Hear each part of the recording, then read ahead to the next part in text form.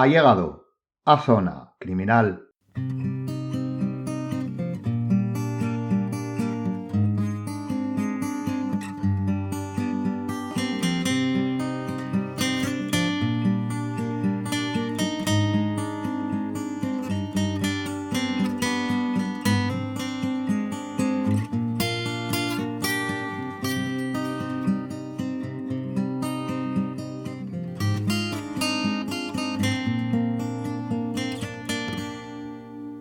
Debo ser sincero, el primer impulso cuando decidí dedicar un programa al concepto de desviación era que sería, si cabe, más teórico de lo que pudiera parecer.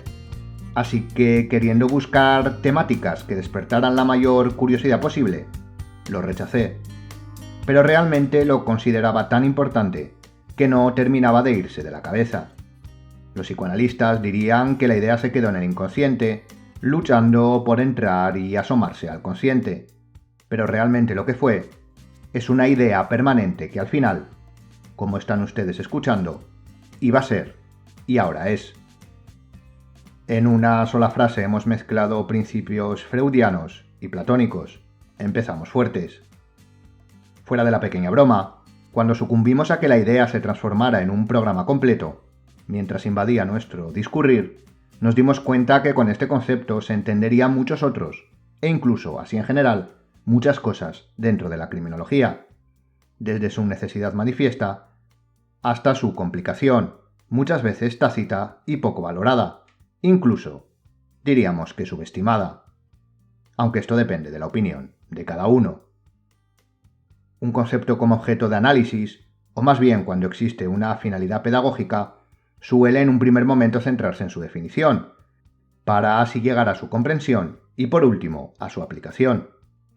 Recuerden, teoría primero y práctica después. Si lo hacemos al revés, nos vemos abocados al fracaso total. Y claro, este camino que represento como lineal presenta sus ramificaciones.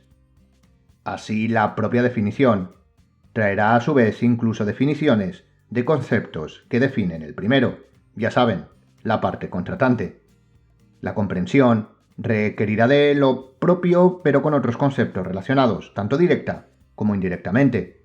Y la aplicación, pues un subconjunto de procesos que no tienen por qué estar vinculados a priori con este, por lo que la linealidad se convierte en un caos, pero que como sabemos, la sistemática metodológica arregla. Y esto le ocurre por supuesto al concepto que vamos a ver hoy. Es curioso que la desviación como término aparece prácticamente desde el principio de cualquier estudio general y generalista en criminología. El concepto desviación, por supuesto el desviado, son manejados ambos común y corrientemente por los estudiantes, como decimos, desde sus primeras clases. Pero tal vez no nos hemos parado a pensar en qué basamos sus características, en cómo lo hacemos y en qué significa. Sí, qué significa y sobre todo, respecto a qué. Veremos que no es un concepto fácil ni su manejo baladí, y mucho menos simple su aplicación, con el fin de obtener resultados criminológicamente positivos, porque cuando realizamos un estudio criminológico, en la mayoría de ámbitos, en el de la seguridad, en el ambiental, etc., la desviación como variable de análisis y por supuesto de influencia debe ser totalmente controlada y estudiada. Hoy veremos aquí su importancia, su verdadera importancia, y puede que alguna cosa que le sorprenda. Bienvenido a Zona Criminal.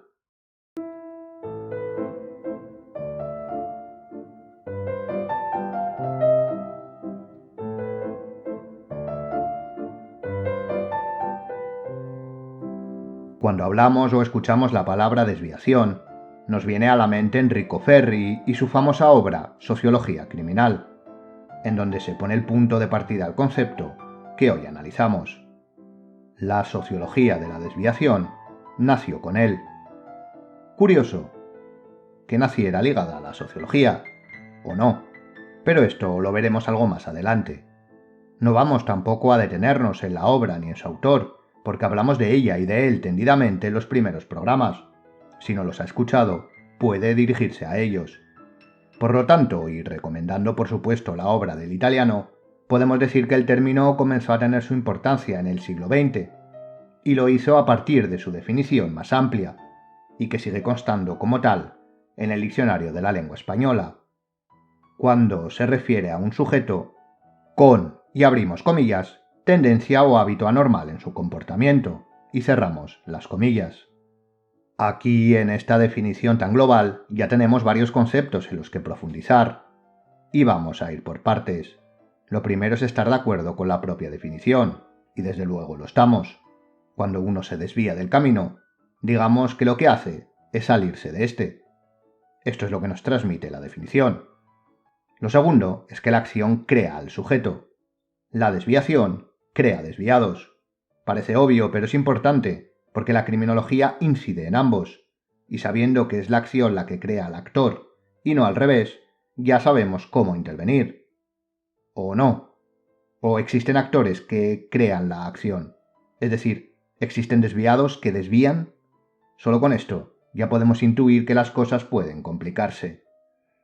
Lo tercero, y aquí ya comenzamos a hilar más fino incluso, por si lo anterior no había complicado lo suficiente, es preguntarnos respecto a qué se desvían. Sabemos perfectamente, volviendo al ejemplo del camino, que un vehículo comete una desviación cuando sobrepasa los límites de este. Hay dos líneas blancas pintadas a los lados y si las cruza, se desvía. Bien, pero ¿qué son esas líneas en la criminología? Dependen del sujeto, del contexto, de qué.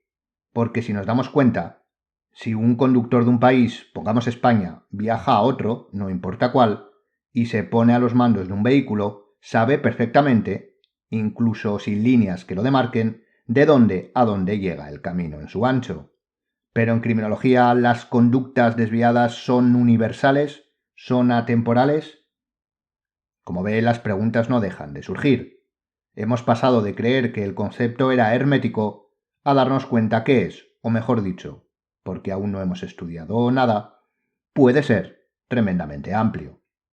Así que en este principio contextual, lo único que podemos establecer es que el término comenzó a estudiarse a principios del siglo XX y a tomar importancia dentro de la criminología como concepto a tener en cuenta.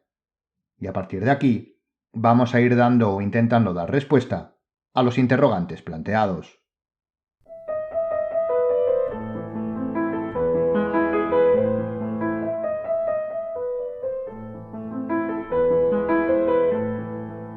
El primero es ver si los desviados se crean por la desviación o viceversa. Esta pregunta no es otra que responder si el desviado nace, se hace, ambas o ninguna.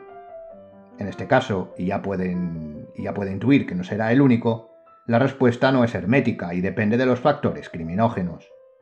Si quiere ampliar respecto a estos, le recomendamos de nuevo el programa a ellos dedicado. No es que queramos hacer publicidad, es que la fuerza de la criminología radica, como hemos visto, en su y sobre todo interdisciplinaridad, que ha creado el conocimiento autónomo, por lo que la relación y existente de los conceptos, como los factores con la desviación, será un continuo insalvable, y así debe de ser, de hecho, en la criminología en específico y en la ciencia en general, sea exacta o social. Para que se entienda, vamos a poner un ejemplo práctico.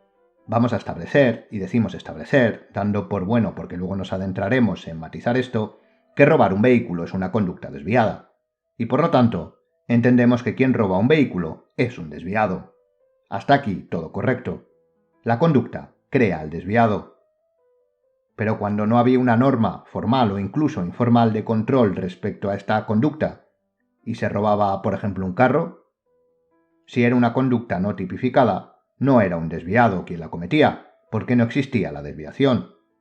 Por lo tanto, la desviación nació cuando el desviado realizó la acción, normalmente de manera repetida, y la propia conducta de desviación pudo, o no, catalogar al desviado con carácter retroactivo.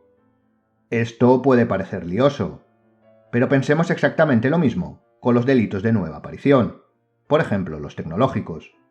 Primero comenzaron a aparecer los delitos, y luego se tipificaron, por lo que primero fueron los desviados, que no eran tal, y después la desviación, como conducta.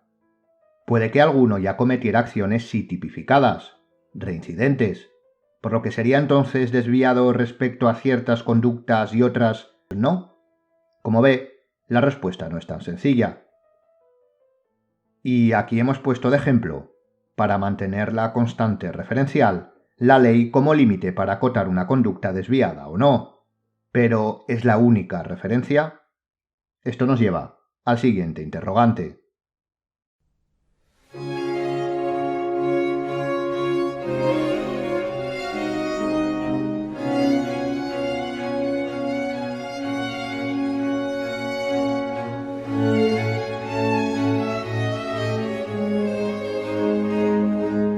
Este segundo interrogante se centra respecto a qué estipulamos que una conducta es desviada o un sujeto es un desviado. La primera respuesta la hemos dado, la legislación, ese compendio que son las reglas que hay que acatar. Pero la criminología, como hemos reflexionado en alguna ocasión, debe estudiar la conducta criminógena desde una visión empírica total, no solo desde el derecho y sobre todo el derecho penal, no, debe abarcar la visión holística de su objeto de estudio. Así que, partiendo de nuevo de lo general a lo particular, la respuesta más correcta sería decir que lo desviado es aquello que lo hace, que se desvía, respecto a la normalidad. Esta respuesta sería correcta, pero claro, nosotros debemos desgranar todos sus términos, escoger la normalidad como constructo y diseccionar sus variables. Así que sí, la normalidad marca la pauta, pero ¿existen tipologías? La respuesta es que sí. Realmente la normalidad tiene un amplio abanico de posibilidades que podemos agrupar en dos. Por un lado tendríamos la normalidad jurídica, que no es más que la ya vista, es decir, todo aquello que incumpla lo legislado es una conducta desviada. Lo que hace, ya, así, bote pronto, plantearnos otra pregunta. ¿Hay grados de desviación? Pues de nuevo, una primera respuesta poco reflexionada, pero bastante lógica, sería que sí, ya que no es lo mismo sobrepasar el límite de velocidad en una autopista por 20 km/h que asesinar a alguien. No al menos si tomamos como referencia esta tipología de normalidad. Y en segundo lugar, tenemos la normalidad estadística, en la cual, en un primer momento englobamos lo que la mayoría acepta como normal. De hecho, en alguna ocasión también la hemos apodado normalidad social. Pero esta va mucho más allá, porque la pregunta que suscita es la siguiente. ¿Normalidad de la mayoría? ¿Respecto a qué? Y aquí es donde el abanico se vuelve todavía más amplio. Porque existiría, por ejemplo, la normalidad estadística sanitaria, es decir, lo que la mayoría piensa que es estar sano, que podemos objetivar con lo que los profesionales piensan que es estar sano, que podría dividirse a su vez en normalidad física y psicológica. De hecho, nosotros incluso la solíamos demarcar como propia, pero ahora es una opción más adecuada el considerarla dentro de la normalidad estadística. Luego también tendríamos otro tipo de normalidades sociales mucho más subjetivas, como por ejemplo la normalidad política, que aquí ya nos podemos preguntar cómo la estipulamos, con lo que la mayoría vota, lo que la mayoría cree que es la mejor opción, que no tiene por qué coincidir con la mayoría de votos, con la imposición de una ideología, etc. Como ve, la normalidad no es un concepto tan fácil de analizar como podíamos pensar. De hecho, es cambiante de manera transversal y longitudinal. Me explico. En un primer momento, en una temporalidad concreta, podíamos pensar que las normalidades, en plural, apoyadas en criterios más subjetivos, son las que cambiarán de manera más drástica. Puede que la normalidad política sea una y al día siguiente, pongamos de ejemplo un golpe de Estado, sea la contraria. Aquí podríamos decir que la normalidad jurídica, objetiva como es, también puede cambiar de un día para otro, dependiendo del modelo legislativo de cada país. Pero bueno, esto es un debate más jurídico, porque realmente si en el primer ejemplo damos por bueno que la normalidad política puede cambiar de un día para otro y ser subjetiva, no podemos pensar lo mismo de la creación de la propia legislación que recae en los mismos sujetos. Véase que no hablamos de su aplicación por el Poder Judicial, sino el legislativo. Pero este es un debate que si quiere dejamos por aquí, pero en el que no vamos a profundizar. Lo lanzamos como reflexión. Volviendo a la normalidad más objetiva en contraposición a las mencionadas, puede cambiar y de hecho lo hace. Y de hecho debe ser así, porque ésta suele basar su cambio siempre a mejor en la ciencia. Hace 2 siglos, por ejemplo, la normalidad estadística sanitaria, si queremos centrarnos en la higiénica, no era la misma que ahora. La normalidad estadística en cuanto a la enfermedad y la esperanza de vida tampoco. Es cambiante, a mejor, claro está. La normalidad social también lo es, gracias a los avances. Las expectativas mayoritarias de vida cambian de generación en generación, también las preocupaciones, etc. Por lo que, para cerrar este punto, debemos tener muy en cuenta, a la hora de estudiar la desviación, respecto a cuál es nuestro marco referencial, y esto no lo podemos obviar.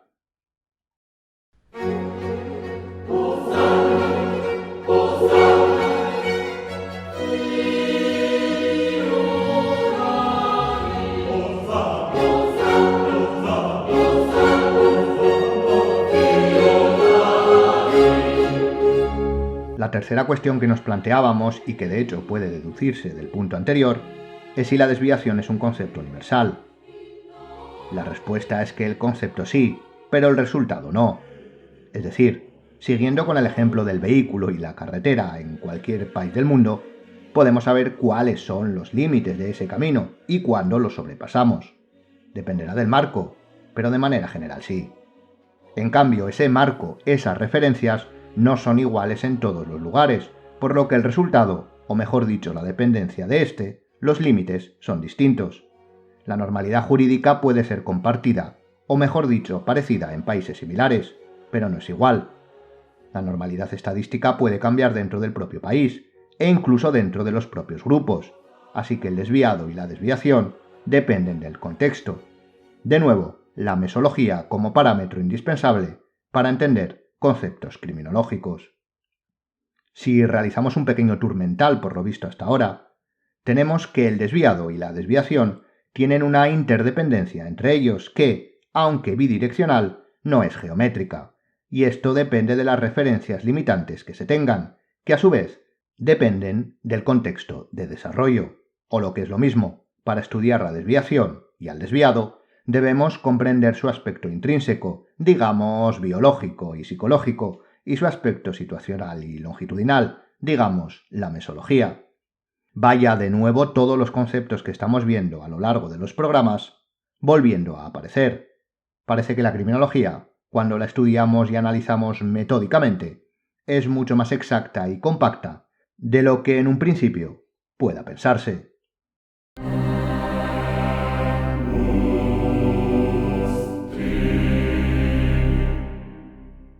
En este caso, en el desarrollo contextual que hemos realizado, hemos explicitado también los objetivos que persigue el estudio de la desviación, que no es otro más que comprender cómo se da. Esto como objetivo general del constructo desviación, y dependiendo del estudio de sus variables, como objetivos específicos, el análisis de su marco de actuación, de desarrollo, etc. Pero también debemos hacer mención aquí a que se trata de un concepto que está en plena, constante e indisoluble relación con el medio y con la probabilidad y frecuencia de aparición. O lo que es lo mismo, aunque se estudia el desviado en singular, debemos hacerlo respecto a unas referencias en plural, ya sean normas, grupos y o individuos. Es por ello que la metodología de análisis y extracción de datos se basa en el estudio holístico de la desviación, principalmente en la estadística y en su desarrollo sociológico. Por eso decíamos al principio que no es raro, de hecho lo raro hubiera sido lo contrario, que naciera de esta y que por supuesto se desarrollara dentro de ella. Pero a la hora de estudiar, por ejemplo, al desviado, sea como individualidad dentro de un grupo, en el marco que fuese, o como un componente más, en su interrelación, técnicas de análisis vinculadas a la antropología, como la observación, tanto participante como no participante, como secuencial, y la visión de análisis social y cultural, serán los métodos de estudio que mejor se adapten, incluso yo diría más, los que hay que utilizar siempre.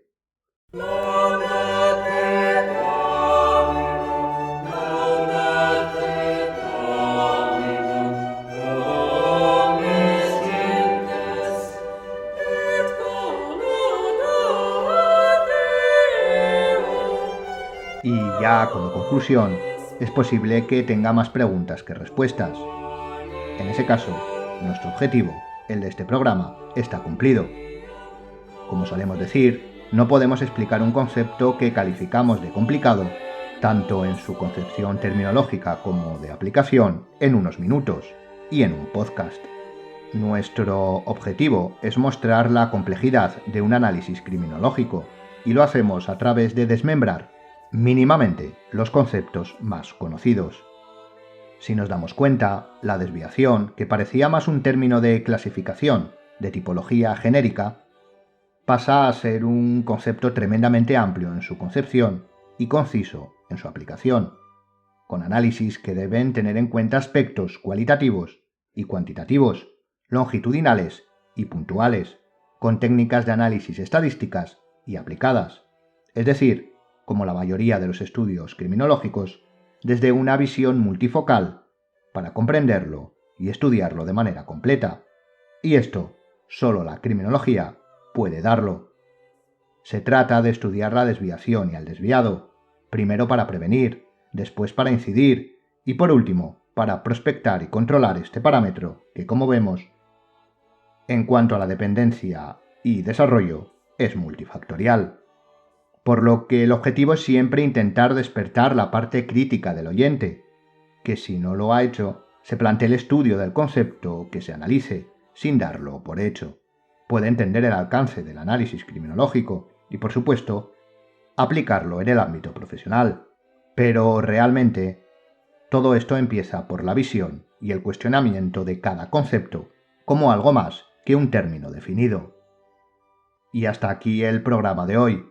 Por supuesto, como siempre, tiene la descripción la bibliografía utilizada para elaborar el tema. Le animamos a seguirnos en el Instagram del podcast y en las redes sociales del Instituto Europeo de Ciencias Forenses y Seguridad, desde donde elaboramos y grabamos el programa. Gracias por escucharnos y hasta la siguiente Zona Criminal.